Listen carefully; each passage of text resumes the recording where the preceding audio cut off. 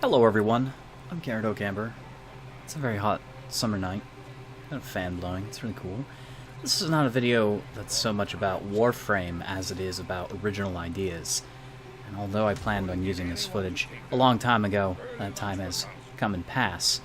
So I think I'll use it to talk about some stuff while you see me complete some of the Halloween events that happened last year. That's how old this is. I wanted to talk about something important, and I feel it's important, and not enough people have really brought this up, as much as mass media would have you believe. I think there needs to be more original games. Why does there need to be more original games? What is an original game? An original game is a game that says, okay, this is completely different than anything you've ever played.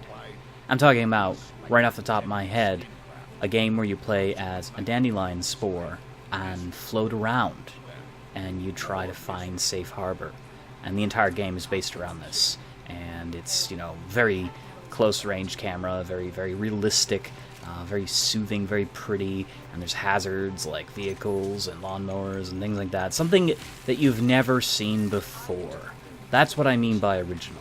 And I think Warframe is a good example of this. Warframe is definitely a good example because during the course of its inception, there was no game that was exactly like Warframe. Not even close. Okay, it's space, but it's a game about organic space things.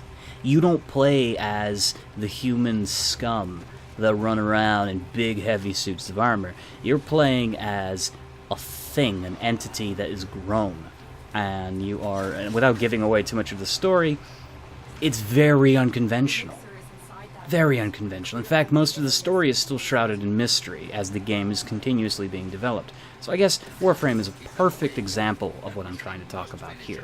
I guess I can justify using this footage for that reason alone. It's very different than any other game out there. Any game that tries to even cash in on the success of Warframe is failing at the entire point of what I'm trying to talk about. And what I'm trying to talk about is creating a unique game. A 100% unique game. We need more games that stand apart from the rest. Way back when, we had a game called Minecraft. Still remember the day I learned about it and I wanted to play it. And I know that game is based off Dwarven Fortress. I know there's a few other games around at the time, but they never reached popularity. And even then, Minecraft took concepts from Dwarven Fortress and other games, and it completely revolutionized how we picture voxel games so successfully that now we have thousands of copies of the same idea. Every now and again, a game comes around that is a unique idea. And yeah, it's very hard to come up with a unique idea that's never been thought before. I explained about the dandelion. Sure, it exists somewhere, or I'm sure it will. But there are tons of examples of games that take bits and bobs from others. And that's perfectly fine, as long as the games are 100% unique. And I think this is probably a very serious video that I'm talking about, because I just feel I need to talk about it. I need to discuss this, because I am often attracted to creative games. Games that are open world and are very unique, very creative.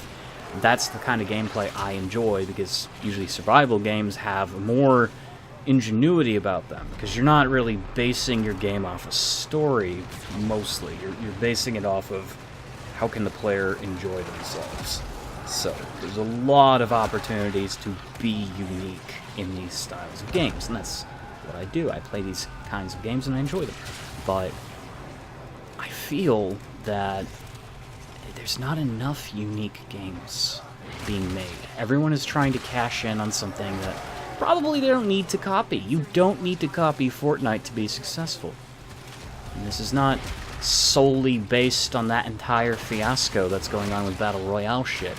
It was started by a mod and has blown up over many different platforms and many different games. People need to stop saying, well, they're making money, so we should do it too. They should come up with something that no one's ever tried before. Notably, a game called Chronicles of Illyria. I almost said Trials of Alessia. That's completely wrong. Sure, there's a game called that. Chronicles of Valyria is a game that I've been looking into, and I haven't paid the early access stuff because, like, Space Engineers, it hasn't even shown a sign of being released. They said it was going to be released last year, and that did not happen. So I'm holding my breath, even though I'm very excited for it. Chronicles of Valyria, if you don't know, is a role-playing MMO game that also plays like a survival game. It is a game where you're put into the world. You can choose a variety of races, a variety of different character types. But that's not the important thing. Your character ages. Your entire subscription fee, which I don't necessarily agree with, but the subscription fee is about a year long.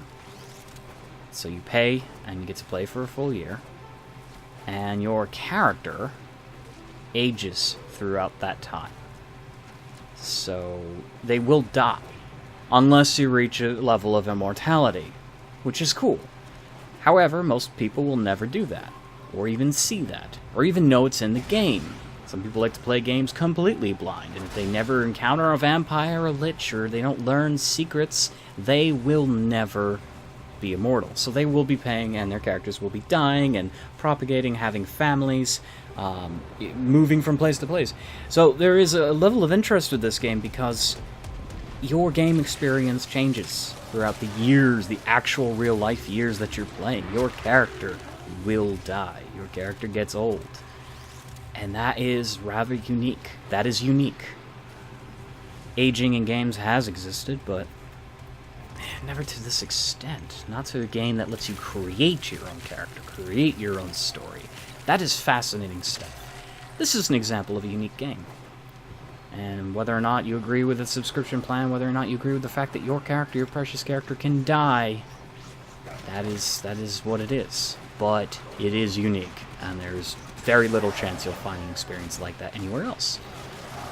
Likewise, Ark Survival Evolved took something that had previously existed and then was removed off of Steam, the Stomping Lands, took the concept of surviving with dinosaurs, brought dinosaurs back into the modern world of gaming, and in such an amazing fashion, Ark has allowed you to tame and build and do all these things, despite the game having dozens and dozens of problems. Ark definitely stood out. And then the company that owns Ark, or the company that owns Wildcard now, came out with Dark and Light, which I was so excited for until I played it. Dark and Light was... I really want it to succeed. I want it to be fixed, but Dark and Light is a fantasy game that does basically the same thing, but it's more like a Korean MMO. And I mean, it is made overseas, so it is a little bit different than Ark, but it's basically the same beast. Just fantasy elements, so whatever. I mean, that's still cool. It is worth trying. It's just not the greatest thing out there. So there's plenty of examples of games that just come out and they change the way that you look at games. They literally are so popular that they'll end up shaping how other games are made. I think primarily the biggest one among them was many years back. It's called GoldenEye 64, based off the James Bond movie. GoldenEye, loosely based off the James Bond movie. GoldenEye was, and still is, probably one of the best first-person games. And that game alone, like many modern shooters, many FPS, if not all the FPSs that ever exist now, owe their existence to what GoldenEye did. GoldenEye, I literally can't sum it up well enough. If you've never played GoldenEye 64, it was just amazing. Some of the things they introduced in that game were phenomenal, and now it's commonplace in every game. It's commonplace in every single game. You see the same things. I'll mention, like, bodily damage, for instance. GoldenEye had a very primitive form of that, where you'd shoot an enemy and they'd start getting red in that area. And, I mean, that's very primitive in comparison to, like, a game where you saw off someone's limbs or something. But nothing like that had been attempted in a first-person shooter at that time or ever before. So it blew us away as kids. Not to mention the selection of weapons, the way the weapons handled, level design, AI, enemy AI was just Nowadays, it's nothing special, but it was amazing. And that's what we, that's what we got to see, that I was privileged to play when I was younger. It was a game that was unique. Until Perfect Dark came out, which, by the way, was a fantastic game. The original Perfect Dark was flawless. It was an amazing game, and I really enjoyed it. It took a lot of the concepts from GoldenEye and changed it up in a completely unique IP. Both made by Rare, fantastic developers. But, yeah, that's kind of the stuff we're dealing with here in this topic about making unique games. And I think there needs to be more unique games. A game that comes around once every 10 years. A game that... I got knocked out here for some reason. Hello there. Yeah, Resme, thank you. I don't know. It's something that I think is important as a gamer and for everyone who enjoys games. Lately, it's been kind of stale. There has not been enough that is truly unique. Everything is a copy of a copy. Everything is just the same, with slight variances. People tell me, which game should you play, Terraria or Starbound? And they're both great games. Sadly, they're both almost identical. Terraria, you're constantly finding recipes and locations and items to progress your story, quote-unquote, which there is no real story, but to progress the game, you're trying to upgrade your character. In Starbound, you're trying to progress further out into space, and that requires certain things for your ship, that requires doing certain missions. It's all random gen, both games, but there are specific requirements that you will meet at some point. They're basically the same game. The controls are very similar, and yet they're both really good at what they do. So they are still very different, but they're not unique. I mean, Terraria was unique when that came out. I couldn't name a single game that was like it. And that game is practically as old as Steam itself. It was amazing. But people have to ask, what should I get? Ark or Dark and Light? Again, it's the same thing. It's like, what am I supposed to say? The games are too damn similar. Just get them both. There's so many pros and cons, and ultimately I can't tell you it's going to be 100% unique. That's a real shame. I would have thought as a child, and I never thought that far ahead, of course, but by 2020, we would have every kind of game you could possibly imagine. But the main reason we don't is because there's not enough gaming companies, or at least not enough independent gaming companies, because that's become its own power. Not enough creating unique properties and products.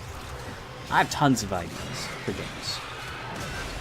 I wanted to talk to a friend about a game where it's a role-playing system, but it is, again, kind of like Terraria in that respect, that you do whatever you want, but it's a third-person, first-person, co-op, single-player game, and it's supposed to be adorable, and there's things, and I know it sounds borrowed, but I had a lot of ideas to make it. And you can just literally bring up an option like that, and then you can extrapolate off of it and create something very unique that no one's ever seen before. How about a game where we play as an alien parasite in a real cityscape? How about you're crawling around, you're trying to infect people, and there's different ways for this connection. The game is a pure sandbox. There's different modes you can start up with. Maybe there's a kind that turns people into aliens. Maybe there's a kind that explodes out of their bodies. Maybe there's a necromorphic one that kills them, raises their body. Make sure you have to get the victim that you've infested, and you have to make them move out somewhere so no one finds the corpse and stops it from turning into a zombie. That kind of stuff. There's lots of ideas for games.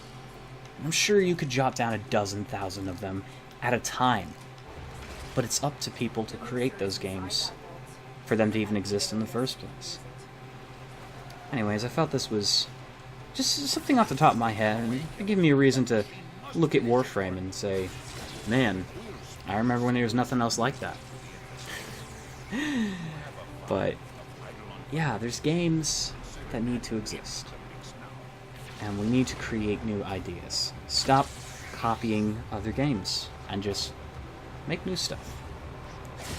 Thank you for watching this.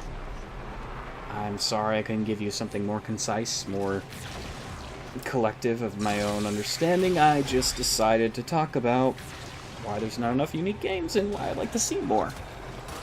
Market saturated, and it'd be nice to see something very different for once. I'll see you all later. Stay cool.